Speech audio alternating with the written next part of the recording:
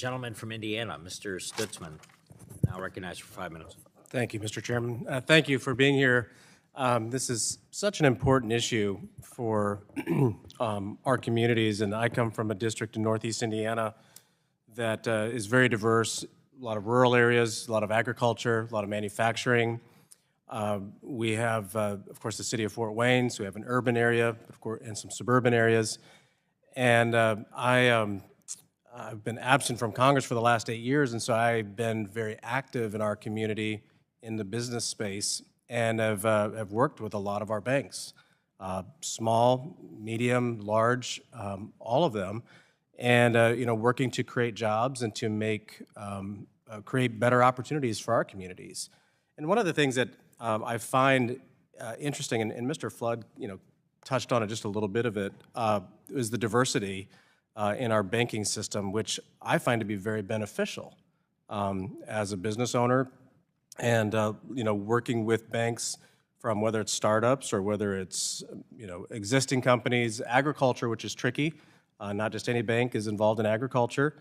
And what I continually heard from friends in the industry is and I don't think that they even wanted to complain because they wanted to be sensitive and careful to the circumstances that we were in, but it just seemed like their hands were tied continually, in a variety of ways.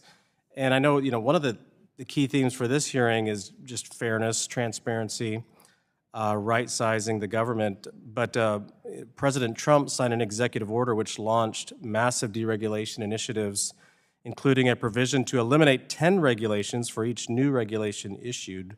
I guess I'd be just kind of curious, would that be possible? Is that how easy would that be for the industry? And I guess, maybe especially for smaller community banks, don't have the large group of attorneys that are readily available to help.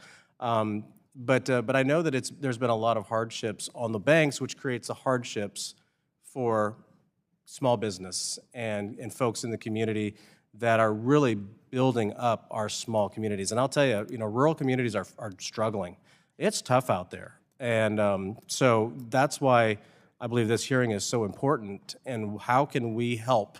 And is that the right direction? I support President Trump's end goal and initiatives, but is that something that will be a useful tool? Well, I think it is. And as we think about our theme here today, again, how are we thinking proportionally to the risks that we're trying to mitigate and manage? Because that really is what is at the core of a successful community bank is risk management. Mm-hmm. And so how do we provide, to your words, the flexibility for these banks to do the good work that they are, not just in the easy times, but more importantly in the challenging times? I mean, there's a reason that community banks make over 70% of the agriculture loans in this country, is because they're experts and they've proven their ability to stand the test of time. So to think about, to pull back, to repeal 1071, that would make that less effective or efficient, to think about the examination process in a different way for these smaller institutions, to think about their access to capital and ability to grow through the Small Bank Holding Company Act. I think there's a lot of ways that we can just think differently in a way that acknowledges the very different business model that is community banking. Yeah, I only got a minute left, but I'd be curious, how's the next generation responding? Is there an interest in banking? Is there an interest in being a loan officer? I know we've got one particular bank that has a really nice program with the local high school, with high school students, but is there an interest? Are you seeing that across the country? Because it's important for our rural communities to be viable going forward for generations to come.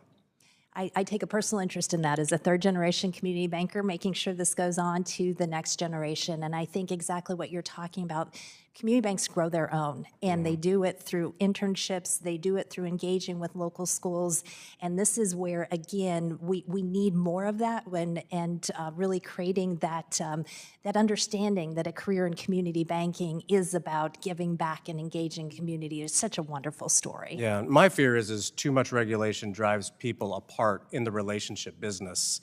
And we're constantly critiquing, the bank's critiquing customers. It's important, but at the same time, there has to be a win-win